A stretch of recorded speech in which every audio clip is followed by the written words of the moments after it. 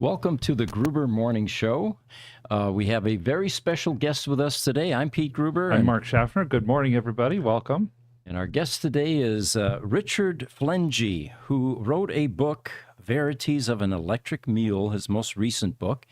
And are you there, Richard? Not yet. I'm here, yes. You're there, okay. And also co-host of EVTV. For those of you that have been in this community for some time, EVTV was one of the pioneering electric vehicle podcasts. And a very colorful character who Richard worked with very closely, now deceased, unfortunately, Jack Rickard, was a kind of the godfather of the EV world. Yes, I would. That's a good explanation for it. So, Richard, let's start with your story. Well, I live close to Jack. So, we grew up and our parents knew each other. And that was some of the connection. And then I did not know him personally. He was a little bit older, but our families knew each other. And then I went back. And I had run my business and gotten out of that. And I came back in 2011. And his mother was like, my son is doing this electric vehicle stuff. And we got connected kind of through a family connection. Gotcha. So that was the start of the story, I guess. Mm-hmm. And then he was already at that point, he was a larger than life character because he had this is a small Midwestern town, and he had made his fortune in the internet, and he flew into town in the private airplanes, and he had a big hangar built, and he was a big story here in Cape Girardeau, Missouri. And he had when he had made his fortune, he also invested in airplanes. So you would see he had the DC-3s or whatever, and and a Huey helicopter of all things. Really? So at certain public events, the small town would see his plane or helicopter flying by. So he had quite a storybook just here in town. A local celebrity. A local celebrity, yes, that would be correct, yes.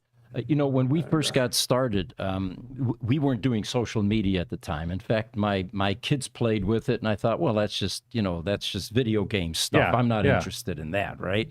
But I did start watching some of Jack Rickard's videos, and very technical. I mean, the kind of technical that would put you to sleep. But once you understood what he was saying, you began to realize he had a depth of expertise that went well beyond what other people were able to muster on social media at the time. Sure. And but you had so you were co-host for a while. What was that like? He was pretty intimidating to be around, and I was always, and I noticed, the picture you threw up, I was like, I could see that look in my eye, but he was a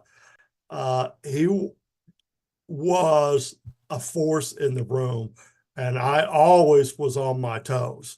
And I kept sort of the straight man profile. Now sometimes I would do show prep for him, where I would search the internet and pull up articles and get them ready, for him to write. And I would set up the camera. And one of my stories, I would say I did something for him, and I had written something out or done a show. And he gets in and he goes, "Oh, we can't do that." And I go, "Why?" He goes, "Because they'll like it." And he had that editorial view. He wanted a little friction with his audience. Uh-huh. Okay. And he certainly, I would say the other thing was when he saw the EV world stuck, he sort of had this chip on his shoulder to kind of get him unstuck. And that was sort of the theme of the story, the show. But it definitely was intimidating, and it certainly were shows that created friction, I would say. So, So as far as timelines now, when Jack started this interest in EVs, what were the rest of the EV companies doing, or did they even exist at that point in time? he had a love of the battery. So he sort of got the fever when the lithium ion battery came on. Hmm. And Okay. now he was in the tech world. He was very well aware of Elon Musk and a little bit of the experimentation with the very early lithium ion batteries. So he had the money to buy several $1,000s worth of batteries. So he started in his garage, and the big motivating factor originally was just the lithium ion battery. He always felt the shortfall to EVs was the lead acid systems. So that was his motivating factor. Now his first build, which if you do a conversion, uh, the highlight point is what is called your first turn. Okay, so you get the throttle calibrated and you have everything ready, and then you normally you lift the car up and then you tap the accelerator to see the wheels turn. Right. Okay. Okay, so he was a he this was early in the days, so he skipped that step. Uh-huh. His very first EV, he put it in reverse, he hit the accelerator, it locked up, and it went out the back at about 15 or 20 miles an hour. And he went right through his gate and his fence and across the yard the street. I mean, and after that, okay, every car we did had a slap switch on it. So Uh-huh. and there were 2 or 3 stories like that of these early EV builders that miscalibrated the controllers, and they revved up the cars and had accidents with them. And they So we always launched. had, yeah, Yeah, but they started to ahead. develop like inertia switches and slap switches to Right. put in the EV builds. So, one thing you mentioned in the book is that his fascination with lithium ion stemmed from the fact that lead acid batteries, as they sit, lose state of charge. Right. Whereas lithium ion just continues to hold charge. And you know what? We actually experienced that just a couple of months ago. We bought a Tesla P100D Ludicrous in 2017. It was a flood damage car. And unfortunately, it was so flood damaged that we never were able to, or never were interested in putting it back on the road. I mean, there were barnacles growing on the Charger underneath the rear seat. Yeah. It was that bad, right? So they finally put it up on the lift, and they said, let's pull the battery and see if there's anything there. They pulled that battery out of that P100D from 2017, mind you, 7 years ago, and it was perfectly fine. It had a state of charge, a normal state of charge. Yeah. We were amazed at how these batteries maintain, their charge. And that, in the end, was his whole story. I would say it became all about the battery. Mhm. I think if you talk about his big picture, he certainly realized it was storing energy. It was technology. And it really became, at some point, a whole show really about batteries. And he loved them. And he had a battery test studio, and he had power supplies, and we would film up there, and I would sit in just awe. He kind of had me as if I could believe it and understand it, he knew it usually was a good show, because I didn't have enough technical knowledge to know the difference. Right. So you mentioned J.B. Strobel in the book at some point. Tell us about that relationship. Yeah, we developed the Tesla module controller. So Jack had began to hack and sniff CAN, and we got together a battery controller that operated the Tesla Model S modules. So this was JB Straubel just out of the blue placed an order. Uh-huh. So, and he used his name and his address. And I'd been in business before, and I was thinking, he's in the salvage battery business, and he could definitely be a competitor looking to harvest our hacked program or to see how our technology worked. So I wouldn't ship his order. I Uh-huh. just sat there. I said, I'm not shipping it until he contacts us. And he did. And I told him straight up exactly what I thought. I said, you're in the salvage battery business. What are you going to do with this product? So he assured me it was for his home personal use. He sent me a picture of his home build, and we had 2 or 3 chatty emails, and we shipped the product out to him.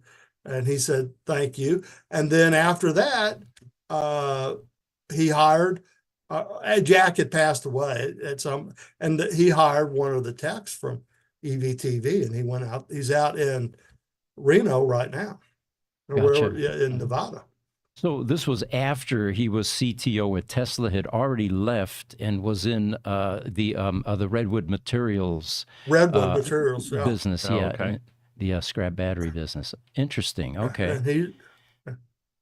And that was a fun interchange. And he, in my view, and I write that in the book, he really is one of the goats as well. He was the goat Yeah. of the hot rod building for sure. He had that Sure.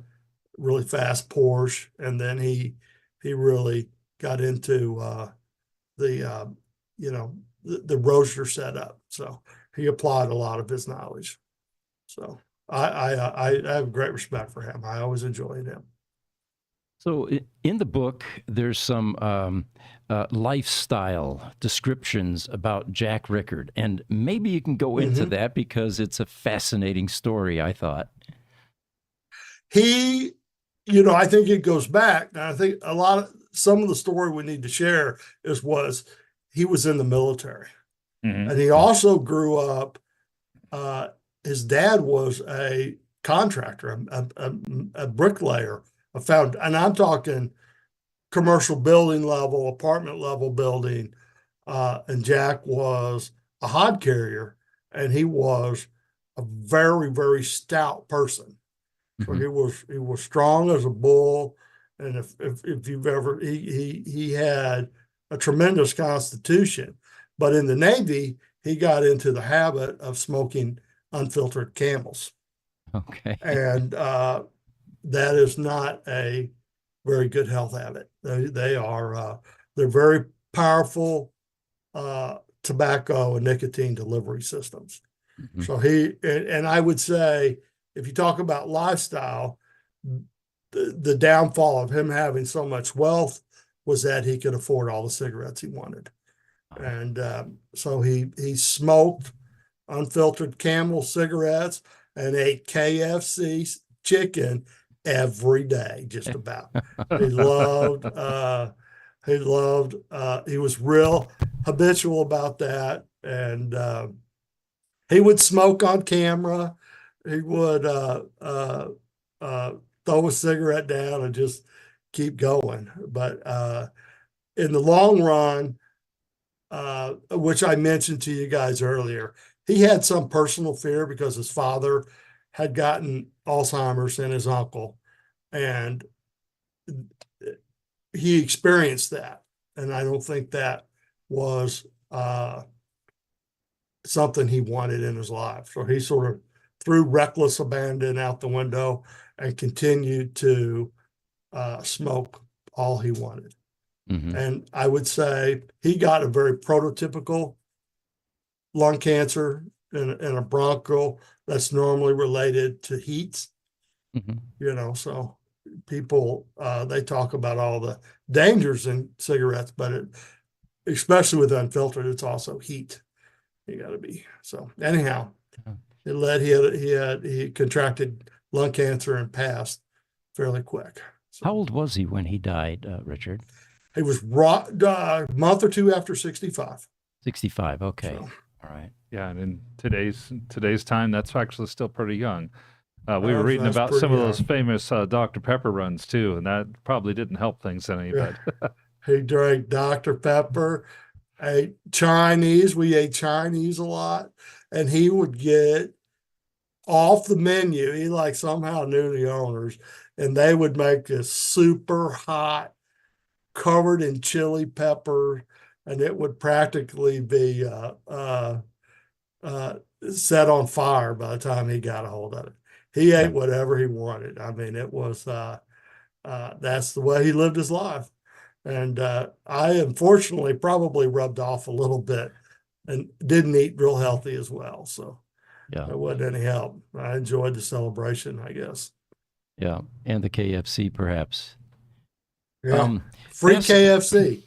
We Yeah. would buy, because you buy the giant bucket, which I don't think is helping America, but it was like $20, Yeah. for a whole chicken, mashed potatoes, Feed the whole 10 family. it was so Yeah. cheap. Yeah, yeah, for sure.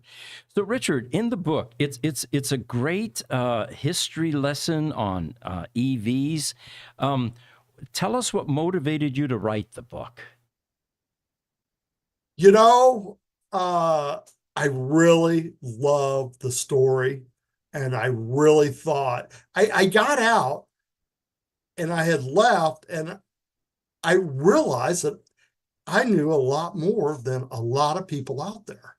When I didn't, the story is not only unique to Missouri, unique to the United States, it was unique to the world. There weren't a whole lot of private, basically research and experimental companies in EV technology and solar. So I went around and people loved to hear the story. So I just started. It was a very natural story. I already knew it, and I was very proud of being on EVTV. I got a lot of accolades just for that, So Now, I wrote. I had already been writing some, so right, I want to carry his legacy on. Is the business still running at this point in time? EVTV.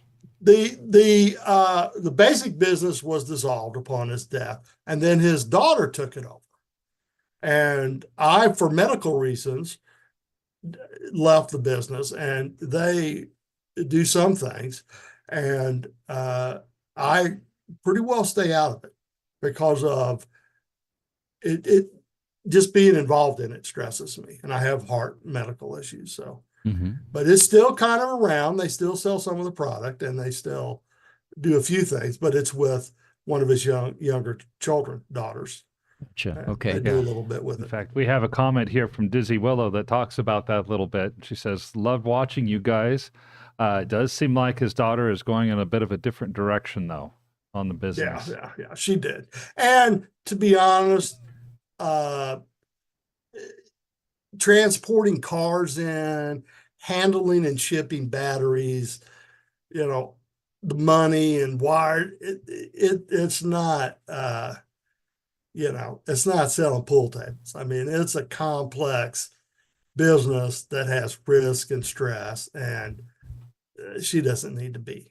I would not encourage a young person. Sure. Because you guys know, I mean, you ship vehicles in and, all that kind of stuff. So, and dealing with batteries. Oh, they're not easy to repair. No, they're not easy, and they're heavy and costly. Yeah. And there isn't exactly a blueprint or guidebooks and schematics and documentation available that guides you through repair processes. We have to basically create a lot of that ourselves. You know what we're using most recently, Richard, and with great success actually, is after Elon released all of that Tesla Roadster, the documentation, and he made it open source, we have a knowledge base that we've been collecting for years. We decided, AI is able to assimilate and synthesize that kind of information. And we were just astounded that we were able to feed all of this information, Tesla's and ours, into a large language model, train it, And now we have an AI function. It's called the Roadster GPT. Yeah. And Wow. yeah, Mark was involved in how many gigs or something did we feed into that? It was a couple gigabytes worth of information. The truly amazing part, my background is IT and programming, and it took like 20 minutes to feed everything in and another 10 minutes for it to be Yeah. done. Right. And I'm thinking, oh my gosh, I'm out of a job when it comes to IT work. Yeah. It would have Well, taken. yeah, that's awesome. Now I'm a huge fan of the Roadster because of its iconic position. Yeah. And I would tell you that car is going to be huge in history. 100 years from now, it's going to be, every one of them is going to be worth $1 million. Mm-hmm. You know, it might be 130 years from now, but it is going to be one of the breakthrough cars, no doubt about it. If not the one. I fully agree. Yeah. Yes, it was the car that really started the EV revolution. If you think about it, there were some false starts before that. The EV1, the taxi cabs in 1908, last century. Exactly. But nothing You're ever right, yeah. ignited this type of passion. And, my wife and I were driving Sunday, Yeah. and she says, I see Teslas everywhere these days here in Phoenix. There were 5 of them at an intersection the other day. And as she was telling me that, we saw 2 or 3 of them driving to where we were going within like a mile or 2, span. But, yeah. Yeah. That revolution, same thing. We driving through a parking lot, we get out of our car and we have 3 cars pass us as we're waiting to go into the store. There was an Audi EV, there was a Cybertruck, and there was a Model 3. And those were the only cars driving in the parking lot. It was silent, but all these cars are moving around. It was pretty cool to see. Yeah, but you're right, Richard. We feel that the Roadster is at this point underappreciated, and right now it is a buyer's market. The prices are depressed. There are a lot of people selling them. There's a glut in the market. And, the reasons that they're selling is most of the owners are getting up there in years. And sadly enough, many of them can't get in and out of that little sports car anymore. So, Their testosterone's going down. yeah, that's a good way to put it. Yeah. Which, but it will be the car. And I would say, since I write some about history and I do study that, there are breakthrough moments in all sorts of technology. And if you look at the auto industry, I think racing maybe sold it. They had out front cars during the buildup of the auto industry. And then Ferrari kind of put the body shape on it. And that Ferraris are the original Ferraris are highly collected. And now you have this Roadster EV that is dripping with technology and testosterone and the curves of a woman. And that's what it's what the future's going to want. And I would say keep them all original. They look they look so distinctly different from the other Tesla lineup. And of course, that was for a very specific reason. It wasn't made or designed by Tesla. Right. It was a Lotus car, and Lotus has been making sports cars in Europe for, decades prior to Tesla becoming viable. But yeah, I understand the Tesla goal, which was to make a family sedan that had a larger market than a 2-seater sports car that, was a weekend car, basically, brightly colored and all of that, hard to get in and out of, Yeah. Yeah. Well, go ahead, Richard. Well, I was going to share the story. Jack flew in Chris Payne from Who Killed the Electric Car. Yeah. And he gave a lecture at EVCon. And he was his big story, which he gave a 2-hour or an hour presentation on the documentary. But his big story was the real reason that they were buying the EVs was people, especially celebrities, and they bought that EV1. they didn't want to go to the gas station. It Okay. was a threat to their lives to go to the gas station. And he was like, these people went gaga over being able to charge at home and not have to visit the gas station. And I thought that was, I think Elon really picked up on that. And that was a big part of, if you want to talk about the days before Right.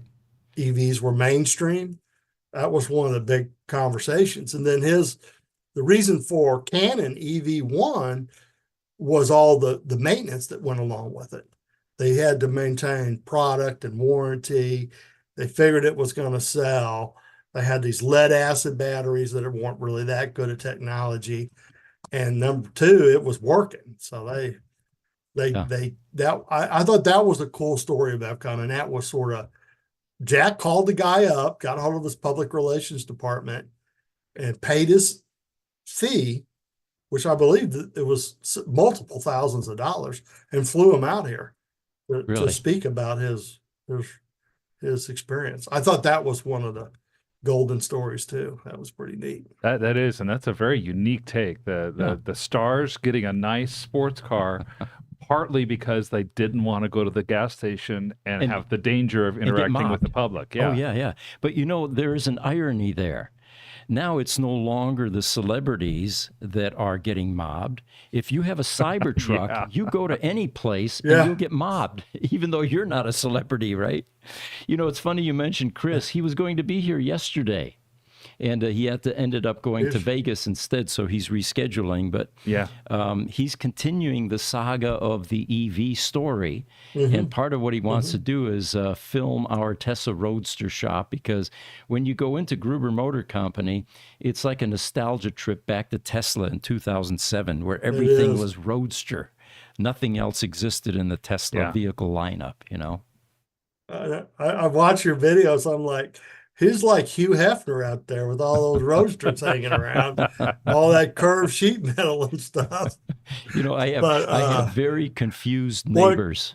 Very confused neighbors, because I am the Roadster test driver, and I'd love to drive one of my personal cars once in a while. Sure. But that hasn't happened in, 3 years, because I'm the designated Roadster test driver, and I've got a different one every 2 or 3 days. And, I see them in the morning. This is the time of year that everybody likes to walk. Oh, yeah. And they just kind of look at me and smile, oftentimes wave. And I'm sure they're thoroughly confused. Where does this guy get 50 different Tesla Roadster colors, Yeah, and how did he get the Roadster from Hawaii and Texas and Florida on 3 consecutive different days?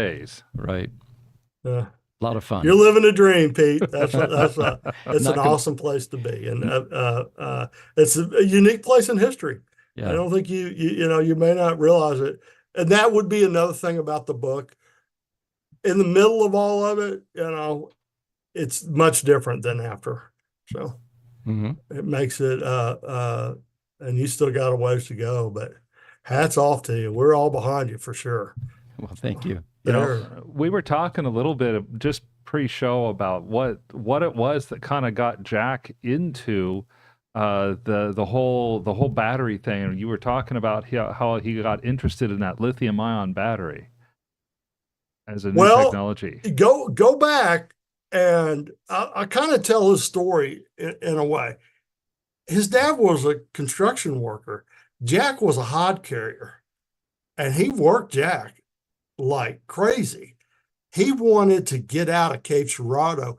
He signed up for the Navy. So he joined the Navy, became an aviation tech on the USS Midway in the height of the Vietnam War. So he was active duty as an aviation tech in the belly of an aircraft carrier in the Gulf of Tonkin outside of Vietnam. And he had to charge power units as well as read technical manuals. So he had that experience, and that what he was doing, I think, was ingrained in him. And he just, the battery and that power unit was essential to multiple thousands of operations there.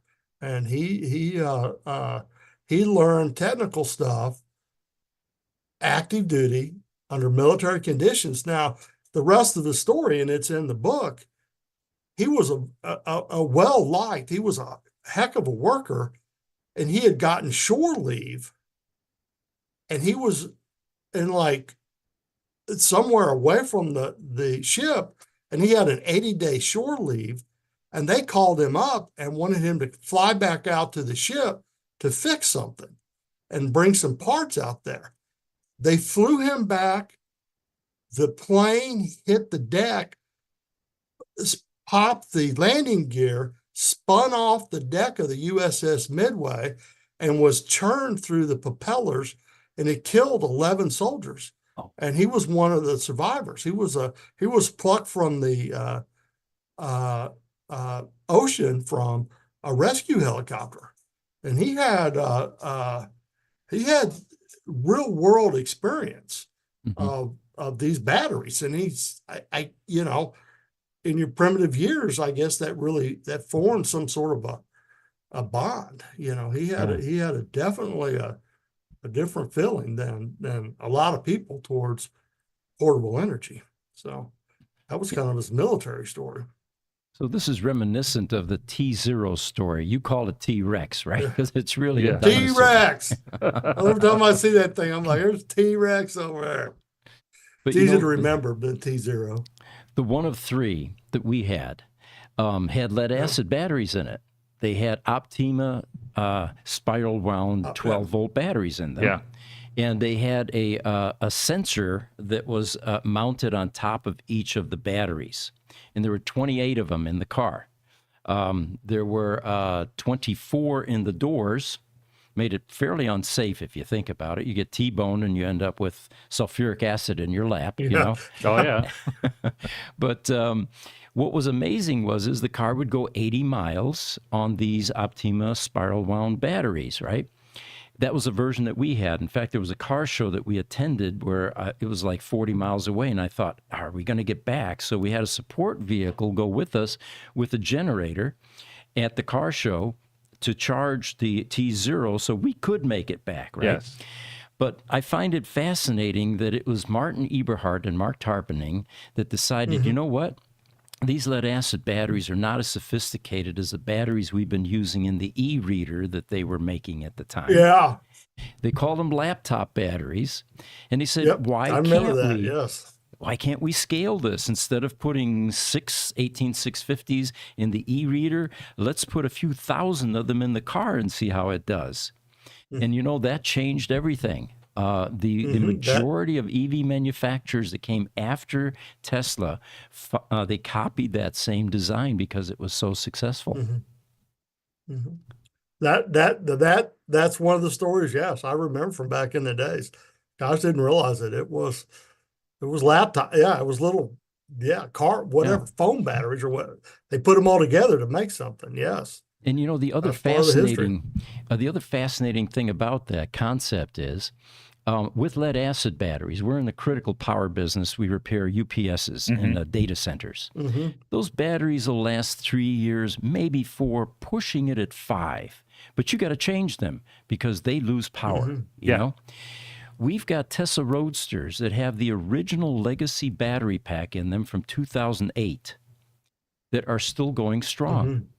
And there's 6,831 lithium-ion vape cigarette cells in those packs.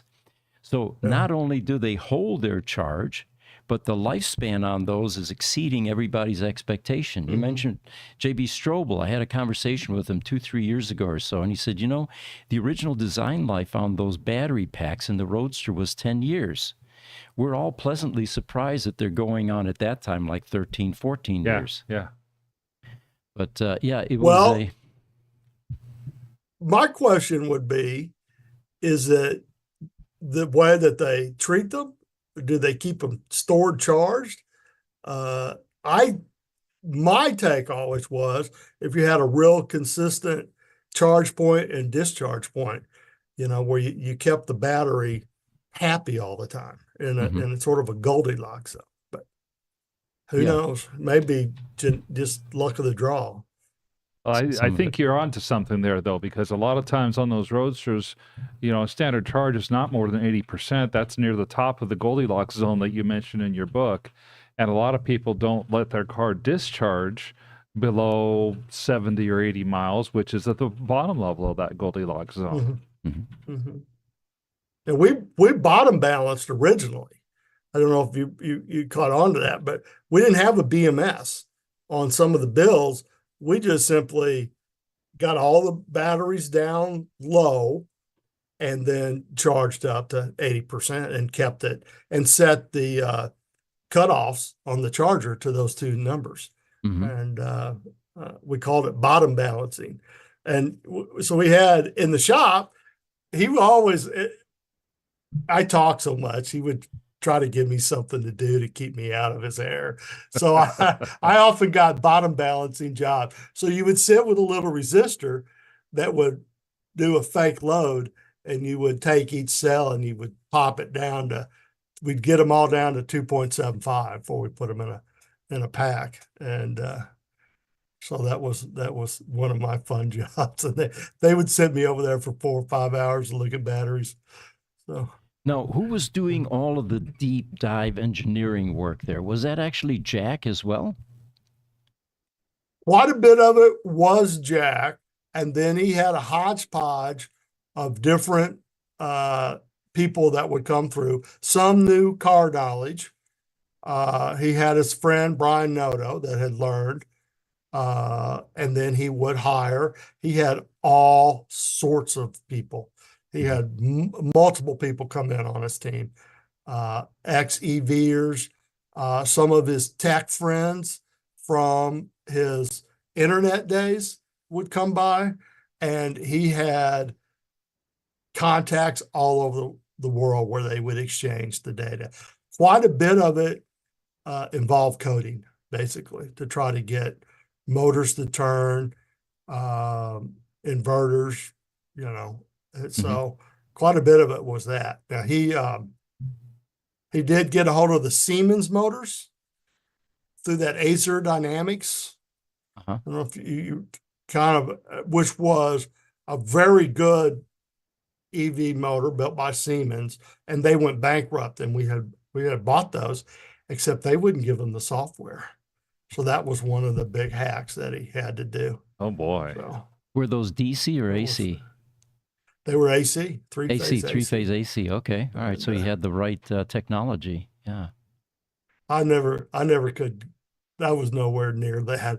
I could get a DC motor to work, but that was, because you could plug it up to positive and negative, and practically it'd start turning. So that was about all Yeah. I did not have a electric green thumb at all. So Yeah. Before we go too Not much. much further, I want to just mention again for Richard Flentge, your book is Verities of an Electric Mule. I see one back there behind your shoulder, just like this. And you can get these on Amazon. It's a great collection of stories. And Mark, you got to hold that up right in front of Get your 'em. face because it's off screen. And okay, There you go, right get there. them on Amazon. yeah, you can get these on I Amazon. sell them on my website. Okay, Whatever they want to do. Yeah. Oh, there we go. We've got pictures of us now. All right. there we go. Yeah, we don't have enough screens for the preview, unfortunately. So, but encourage you guys. This is a good read. I've really enjoyed reading through it. I think one of my favorite stories was about your shop kitty. Yeah. Yeah. His daughter gave that cat to us. And I can tell you, having a cat inside a building full of electric high voltage was a challenge. And it was cantankerous. It would get around, it would set up on shelves. It liked the battery, it liked sometimes the warmth, especially of inverters. So it would sit around and sniff hot stuff. And we had multiple pieces that were on bus bars and were always hot. So I never got electrocuted. I don't know how, but it never did. And I got on camera with him several times, and that was one of the funnier stories. It just knew when the camera was on, I guess. So it come and it crawled up his leg, and he kicked it on camera, and it flung out over the screen, and everybody mentioned it in the comments, and it was funny. But it was and I wrote, I kind of got somehow taken care of it. Well, So I can tell you, cats do fill up a litter box. yeah. So at one point in the book, you mentioned that there was a down payment made to Tesla for Yeah, the Model S. Tell us about that, because that gave you a clue that someone may be watching your podcasts. that was our connection. Now, mind you, this was before Tesla was Tesla. So this was on the Model S. And Jack had gone through, kind of watching the ups and downs of electric vehicles. And we weren't just 100% sure Tesla was going to deliver. And it kind of been delayed, and Elon wasn't who he was now. So he decided to make a show out of basically razzing Tesla over, they had his $5,000 deposit check, and he didn't have a car. And I would say, in respect to Elon, I'm sure he was very busy in the manufacturing process and probably was not in a humorous mood at that point. And Jack is somewhat of a bully. I mean, he had intellectual ability to kind of knuckle people, and we kept going, and I kept going, and we made a big 10, 15-minute section about where was Jack's $5,000 check and where was his Model S. And by golly, I came in, we posted it up on YouTube, and I came in within a day or two, and there was a FedEx delivery from Tesla, and they returned his $5,000 check. So, and I did talk to some Tesla people years later, and they said, if that happened, Elon Musk was aware of it. We can assure you. So he knew everything going on at that point. So yeah, we always hope I wonder didn't whether he watches any of these podcasts that are swirling out in the social media space. And it sounds like that may have been a time when that could have happened, or one of his lieutenants saw your show and decided to give him a heads up on a disgruntled It got his attention. customer. Yeah, It sure did. yeah, And fascinating. his mouth was watering waiting for his Model S to begin with. So it kind of, it muffed him up a little bit. So Right. You guys put a deposit on a Cybertruck too, right? several of those that we did, and I kind of tell that bowling ball, that metal ball wasn't hardly off the stage. And Jack, because he had his magazine, he knew a scoop when he had a scoop. So we started filming. He wanted to get his Cybertruck take as fast as he can because he knew the scoop, the impact of that particular event. So we filmed the show while their show was still going. And probably 20, 30 minutes, he posted it. And I'm very familiar with trucks, so I did not have a whole lot of prep. I just got in there and kind of played the straight man. And it ended up being a very big show in terms of viewer numbers, close to 100,000 views, which was good for him. And it got to the right people for sure. Sure. So. Right. What was Jack's take on the styling of the Cybertruck? Our initial feedback, and we immediately talked about two things, the flatness of it, which it didn't have formed sheet metal, and then the skins. So we instinctually, before any of that was ever really talked about, our very first feedback was, you're going to want to color this thing. You're going to want to put the skins on it, which has really taken off. That's kind of the direction it goes. And he kind of thought it was the toughness of it. A guy couldn't dent it. You can't scratch it, and in our world, which this is a truck world out here, you get a nice truck, but man, at $65,000, you really don't want to go out in the woods and you don't want to scratch it. And that Cybertruck, in his view, was manly tough. He liked the power complex part of it too. Mm-hmm. And they got almost a 10 kilowatt inverter, several outlets, and we thought that was really cool too. So that you could, kind of be a man, get your miter saw on the back and saw up some paneling and, drill some holes and do all that kind of stuff. Paint your neighbor's car with an air compressor. So Right. that was really our first tech. Yeah.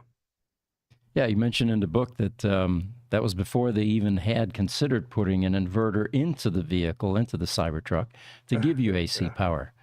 And of course, Ford was, I think, one of the first ones that really popularized that with pickup trucks. I think so. Yeah, with that F-150 And I think, Lightning. the big picture goes back to you're talking about mobile energy now, Mm-hmm. and that's the bidirectional and as well as the outlets. You have a mobile power source.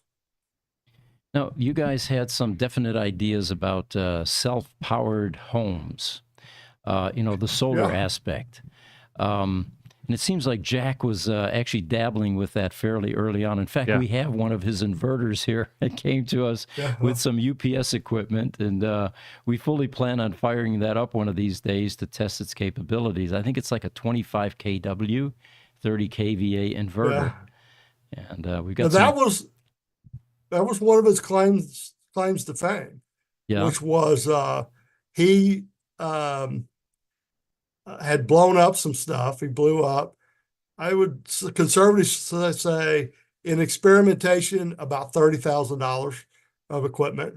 He blew up a $20,000 Chinese inverter that he didn't ever want to talk about again. So we never brought that subject up. But he built the big battery, and then he did what was called AC coupling.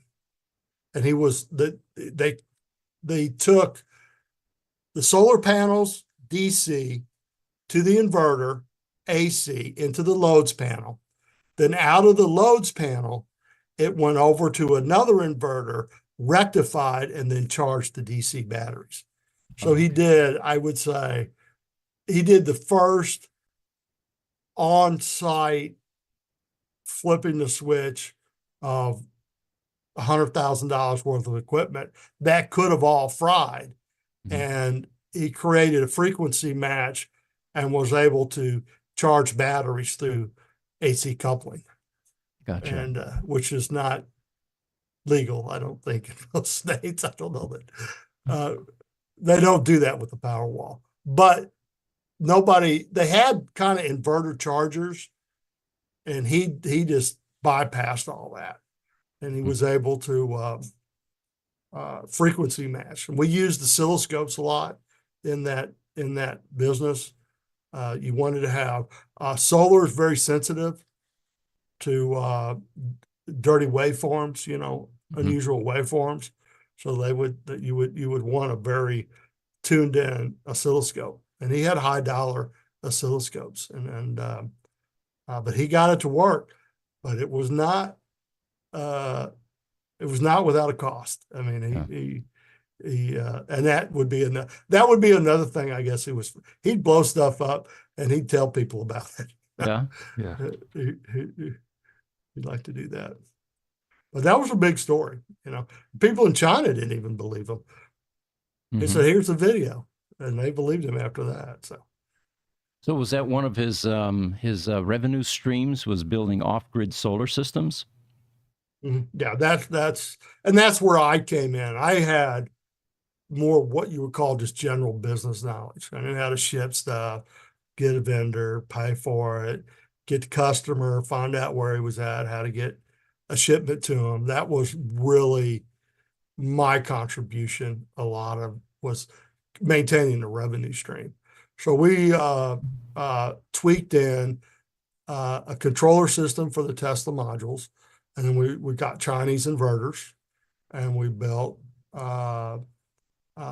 had a NEMA 1450 plugs and some 110 plugs, and we built various power systems Mhm. and sold them with Tesla modules in them. That worked very well. So he was using the Tesla Model S modules or the X modules, stacking Uh-huh. them in cabinets. How was he doing thermal management? That we had a portable thermal gun, Uh-huh. and we would wash things. We did not use any thermal management other than fans, circulation fans, and we would watch and test parts. So that would be something that would be done around the shop. You would see, and I will tell everybody if they want to know, none of this stuff is really that efficient. I mean, every time there's a bolt, every time there's a connection, there's resistance and a little bit of power loss. And it is this off grid and this self powering stuff. It's got some ways to go. It is difficult to connect all that stuff together and have it without energy loss, basically. Mhm. Well, we've got a few It's, minutes left here before we switch over to the next podcast. And if you want to tell everyone again how they can purchase your book, You gotta show it on the. there we go. Yeah. Nope, I'll let you Mark gotta. hold it. Well, you Here, gotta I'll look at just the hold it screen. here. It's on Amazon. It's an ebook, but I also sell them off my website, richardflenge.com. And I have a few of I sell little climate change stickers and a few other things. And if you order off the website, mention this at richardflenge.com, I will sign it for you if you're a viewer of this show. Now, if you order off Amazon, I can't sign it, but I'd be glad to share that with you. And, I really enjoyed hanging out with you guys today. It was a lot of fun, and it's a great story to tell. And I got more of them. Don't worry. I'm still writing is the book just, I don't know if I'll ever really be done writing about the stories. So it's been a lot of fun. I'm sure there are many more, yes. And it was fun for us as well, bringing Very Jack's much. legacy back to life. And he was a true pioneer in this business and well known and respected. So, Richard, we wish you the best with everything, with all of your endeavors. And again, it was a real pleasure having you on this show. I'll be back in the chat now and then. Okay. I Yeah. come up with, and I am what you are doing too, Pete. I will tell you the showing people how to do their electronics in a shop, tool selection, how all that works. I hope that it impacts the auto industry, and they begin to see that the need for that, because they're Yeah. going to be working on batteries and battery cars here Well, pretty quick. that's- They better that's- get ramped up. That's what concerns us, and that's one of the reasons we do it. Is there are a lot of backyard hobbyists out there, and working on EVs is not quite like taking a carburetor apart in your backyard. There's some safety issues, and we freely share, and we hope they're watching and paying attention.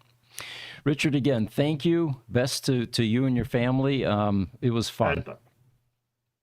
Take care. Well, for me, we'll keep in touch. Thanks.